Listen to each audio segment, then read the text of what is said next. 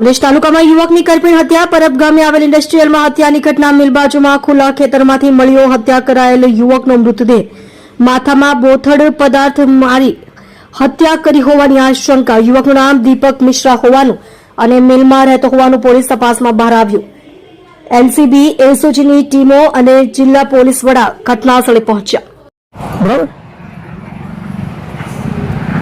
Kamrej police સ્ટેશનમાં જે પરબ ગામ છે એની સીમમાં આજે સવારે પોલીસને એક માહિતી મળી હતી કે એક વ્યક્તિ મરણજનક હાલતમાં પડ્યા છે.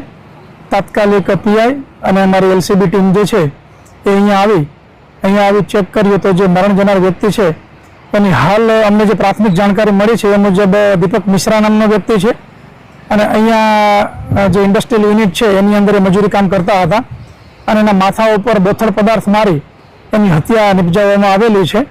હજી પ્રાથમિક રીતે જ અમે અત્યારે જગ્યાનું સર્ચ અને અન્ય કરી રહ્યા છીએ.